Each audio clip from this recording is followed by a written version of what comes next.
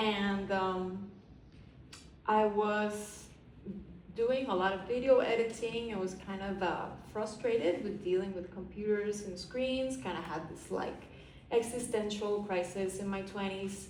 I also moved back to Puerto Rico, and I had really focused on being a video artist. And when I went to Puerto Rico, no one was hiring video artists, so I had to work in commercials in the film industry there, and it was very frustrating because it's all commercial, it's all American, US companies, US productions, where you don't really see at the moment, you didn't see women or queer women in top creative positions, so it was very discouraging. And I guess in that crisis also, to take care of my mental health, I started to look at herbalism, and once in Puerto Rico in 2012, because I had studied in the United States, so I moved back to Puerto Rico in 2012. I was becoming familiar with the fact that we do not have a very secure food sovereignty in Puerto Rico. We import 80% of the food that we consume. So we started to learn more about agroecology, and also about how invasive plants and weeds have been part of our traditions, culinary traditions, and complemented our diets. And so in that process, I started with a friend of mine, Natalia Muñoz Paralitici, also an artist in Puerto Rico. We started a project called La Recolecta, or The Foragers, which started off as an editorial project. We wanted to make zines about wild plants, including recipes, testimonies, both prioritizing popular knowledge and also scientific knowledge from researchers and academia. And in that process, I went back also to visual arts and drawing and more kind of like sensorial practices, not so much in my mind. And as I was making drawings of plants, and also I visited an artisan during those years called Alice Chéveres. She's an indigenous Taino potter in Morovis, Puerto Rico, and she harvests her or collects her clay from right next to her house in the river, and I had never seen that in Puerto Rico. You grow up thinking that you are lacking all these resources in Puerto Rico, and I think this happens in many countries where you feel you need to the clay here is not good enough, you need to buy it, you need to import it. And this blew my mind.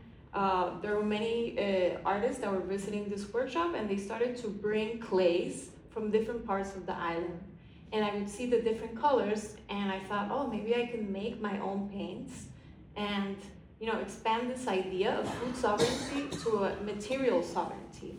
Bring back the cultural practice of really looking at the biodiversity around me, at the resources or the elemental forces around me, to be able to collaborate and sustain my visual art practice.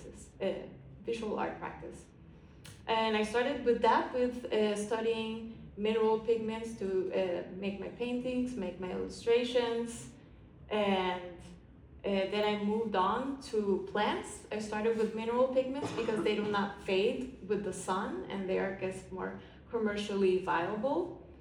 And then I moved to plants, and thinking how invasive plants could offer me options to create my own pigments and colors. So in the last 5-7 years, I have been researching this, studying this,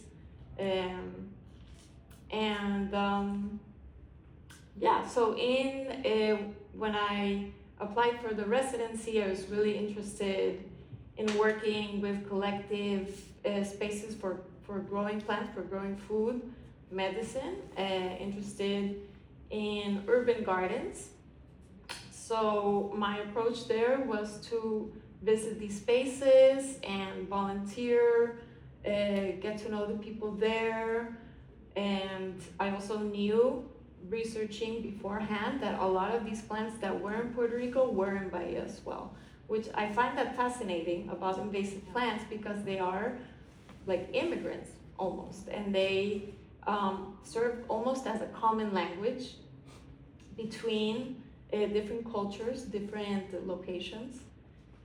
So that was my approach, starting to talk with people about, for example, coentro de India, which I know as recao, which is one of the most important plants in Puerto Rican diet, culinary practices.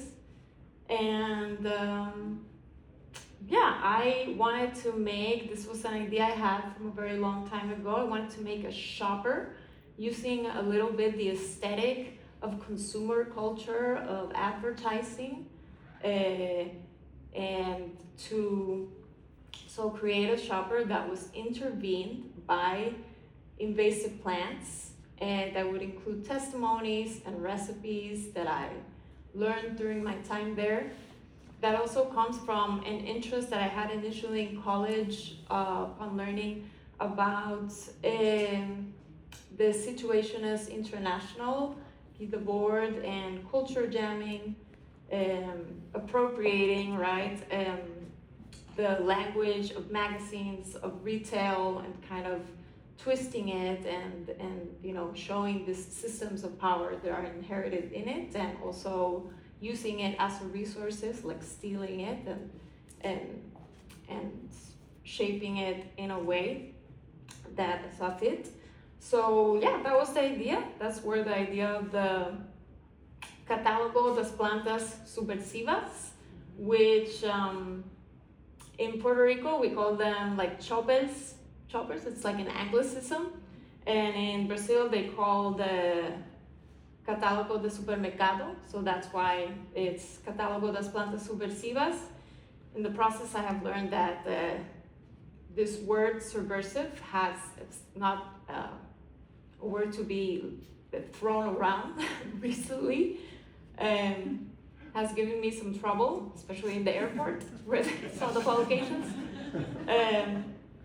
But yeah, that was the idea. I also experiment with dye plants in Bahia. I had the privilege to be able to work with Pau Brasil, Pau Brasilia equinata, which is the tree that gave the country its name. You cannot get it commercially, it's illegal to harvest it and sell it. So in the botanical garden of Salvador, I met an employee and he was able to gift me a little bit of Pau Brasil that was left over from maintenance in the garden. And I made an anthotype animation. I wanted to also experiment with anthotypes. Anthotypes are photographies that are made with botanical inks and exposed with the sun over time. So I wanted to experiment doing an animation. A lot of the research I did it in the company of Mickey Yu, who was also a resident there and who's here in the audience. And in the video, the animation, it is Mickey Yu's hands doing a transplant of a Pau Brasil tree into a bigger pot. So the animation is made with Pau Brasil ink, and it's about this transplanting of the tree. Wow, super interesting. Just as a side note, you can also, after this talk, have a look at the shoppers because they are like there on the table, so you can then browse through. I would have one more question, and I always like to have a